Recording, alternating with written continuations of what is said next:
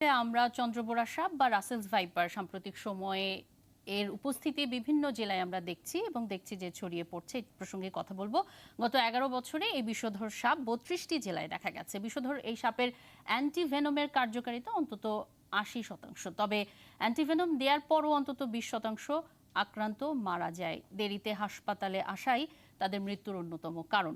তাই যত দ্রুত হাসপাতালে আনা যাবে আক্রান্তর বাঁচার সম্ভাবনা তত বাড়বে, এমনটাই বলছেন চিকিৎসকরা। বিস্তারিত জানবো সহকর্মী ডলার মেহেদীর কাছে। হঠাৎ করেই দেশ জুড়ে বেড়েছে রাসেলস ভাইপার সাপের উপদ্রব। গেল জানুয়ারি থেকে জুন পর্যন্ত কেবল রাজশাহী মেডিকেল কলেজে এই সাপের কামড়ের চিকিৎসা নিয়েছে 50 জন। এদের মধ্যে 45 জন সুস্থ হলেও 5 জন মারা গেছে। রাসেলস ভাইপার সহ বিষধর সাপের কামড়ে প্রধান চিকিৎসা অ্যান্টিভেনম। স্বাস্থ্য অধিদপ্তর বলছে দেশে 2 ধরনের অ্যান্টিভেনম দেয়া হয়, একটি দেশেই তৈরি, আরেকটি ভারত থেকে আমদানি করা। এই অ্যান্টিভেনমগুলো 4 ধরনের বিষধর সাপের চিকিৎসায় ব্যবহার হয়। King cobra, Russell's viper, krait ও সোয়াইস্ক্যান ভাইপার। কেবল রাসেলস ভাইপার নয়, বিষধর যে কোনো সাপের কামড়ে রোগীকে বাঁচাবার অন্যতম উপায় হলো যত দ্রুত সম্ভব অ্যান্টিভেনম প্রয়োগ। 80% ক্ষেত্রে এটা কাজ করছে, কিন্তু 20% ক্ষেত্রে এটা কাজ করছে না। এবং 20% ক্ষেত্রে যাদের মৃত্যু হচ্ছে, কাজ করছে না আমরা বলছি, তাদের ক্ষেত্রে আমরা যেসব অবজারভেশনগুলো দেখলাম তাতে আমরা দেখছি যে একটা ইম্পর্টেন্ট কারণ হচ্ছে যে দেরিতে আসা। যদি এই রোগীগুলোকে আমরা আর্লি দিতে পারতাম তাহলে হয়তো এদের ক্যাটাস্ট্রফটা হতো না। এখন পর্যন্ত দেশের 27টি জেলায় রাসেলস ভাইপারের বিস্তার মিলেছে। সাপের বিস্তার ও রোগীর সংখ্যার উপর ভিত্তি করে বিভিন্ন উপজেলা ও জেলা হাসপাতালে এরই মধ্যে অ্যান্টিভেনম পাঠানো হয়েছে। এ বিষয়ে জনসচেতনতায় স্থানীয় জনপ্রতিনিধিদেরও এগিয়ে আসার আহ্বান জানালেন স্বাস্থ্যমন্ত্রী। স্থানীয় সংসদ সদস্যদেরকে অনুরোধ করব, সে আক্রান্ত হলে সেই রোগীকে যত দ্রুত ওনারা যেন হাসপাতালে আনার ব্যবস্থা করুন। হাসপাতালে যত দ্রুত আসবে তাহলে রোগীদের ক্ষতি হবে না। সাধারণত সাপের কামড়ে 2 থেকে 3 ডোজের অ্যান্টিভেনমই রোগী সুস্থ হয়। তবে রাসেল ভাইপারের মতো বিষধর সাপের ক্ষেত্রে 8 থেকে 9 ডোজ পর্যন্ত অ্যান্টিভেনম দরকার হয়। ডলার মেহেদী, 71।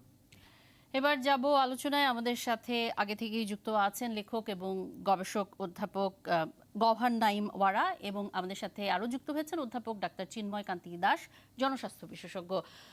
চিন্ময় কান্তি দাস, অনেক ধন্যবাদ আমাদের সাথে যুক্ত হবার জন্য। স্বাগত জানাচ্ছি 71 সংযোগের আজকের আয়োজনে। বলা হচ্ছে যে গত 11 বছরে 32 জেলায় এই যে চন্দ্রবোরা বা রাসেলস ভাইপার এই সাপের উপস্থিতি সেটি পাওয়া গেছে, এবং কিন্তু এখন বর্তমান সময়ে আমরা দেখছি 64 জেলায় মানুষের মধ্যে এটি আলোচনা, সামাজিক যোগাযোগ মাধ্যম থেকে শুরু করে সব জায়গায় এই সাপ নিয়ে আলোচনা, আতঙ্ক। যে মাত্রায় উদ্বেগ প্রকাশ করা হচ্ছে তা কতটা যৌক্তিক বলে আপনি মনে করেন? এটা একেবারেই যৌক্তিক নয়।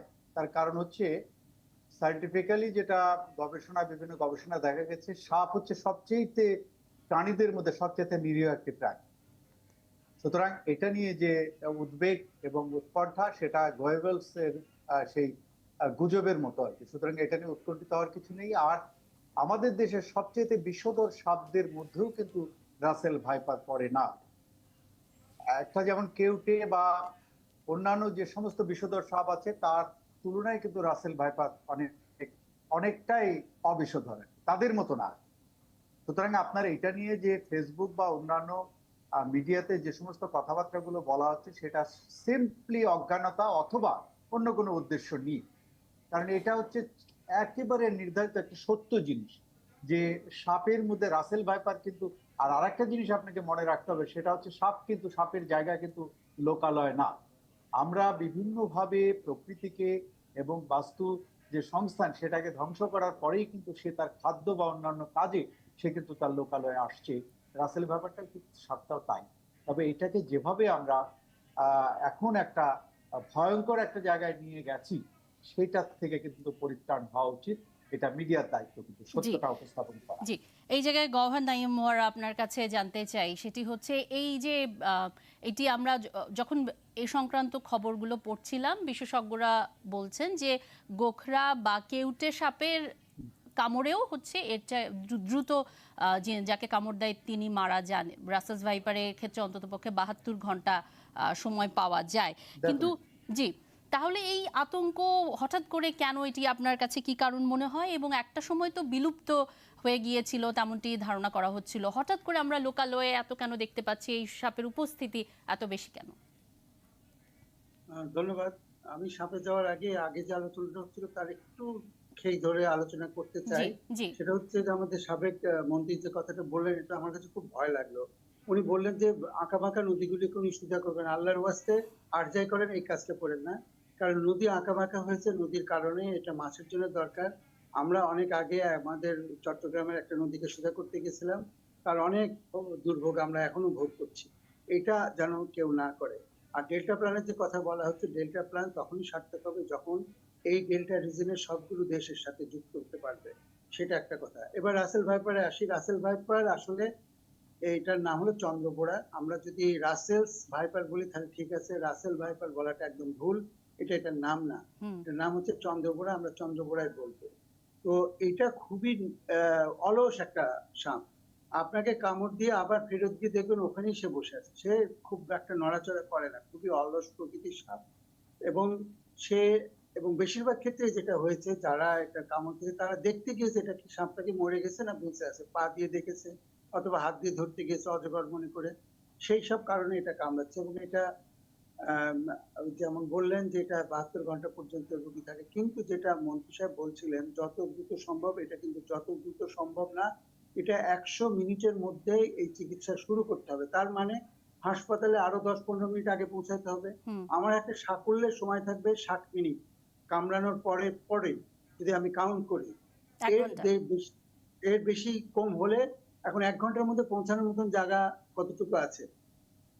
আলোচনা যখন হচ্ছে তখন আমাদের আলোচনাটাকে একটু গভীরে নিয়ে যাওয়া জি দরকার। সেটা হচ্ছে যে যখন বলা হচ্ছে যে আমি উপজেলা পর্যন্ত পৌঁছেছি, এটা আসলে সত্য নয়।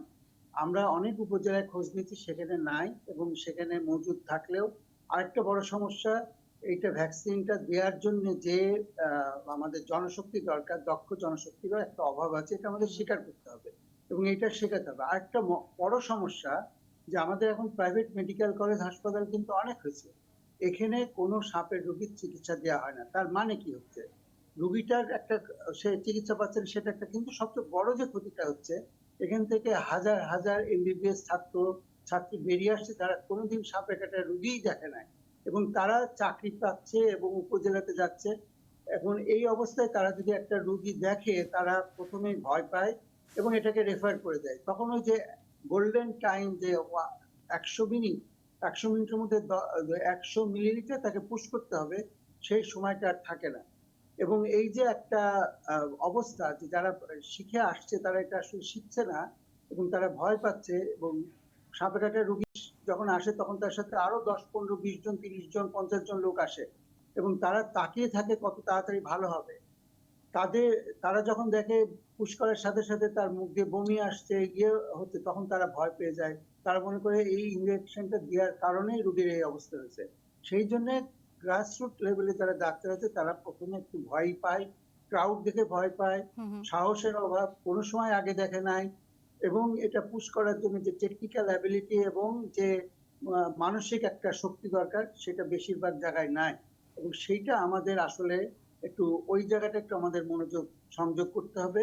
কোনো কোনো ক্ষেত্রে এই অ্যান্টিভেনাম পুশ করার পরে রোগীর নানান ধরনের ইয়ে দেখা যায়, যেখানে আপনার আইসিইউ লাগতে পারে। বেশিরভাগ হাসপাতালে এই সুযোগটা নাই। হুম সেই জন্য তারা রেফার করে এবং রেফার করতে গিয়ে রোগীগুলো মারা যায়। সময় বেশি আমাদের প্রয়োজন হয় হ্যাঁ সময় বেশি প্রয়োজন এবং এখনই আমাদের বাধ্য করা উচিত প্রত্যেক বেসরকারি মেডিকেল কলেজ হাসপাতালগুলোতে যেন তারা এই রোগীটা নেয়, যাতে করে ছাত্রছাত্রীরা শিখতে পারে এবং তারা যখন ডাক্তার হয়ে যাবে তারা যেন একটা দিক সেই নির্দেশনা অনুযায়ী দিতে জি পারে এবং এটা ব্যবস্থা নিতে ব্যবস্থাপনা। পারে। কিন্তু এখন এত উপস্থিতি আমরা এত বেশি দেখছি কেন? না, উপস্থিতি বেশি বা কম এটা না, আমি বললাম যে এটা খুবই অলস সাপ। হুম একে গিয়ে ওই জায়গায় আবার ফেরত পাওয়া যায়। সেই জন্য এটা হয়তো আমরা দেখছি।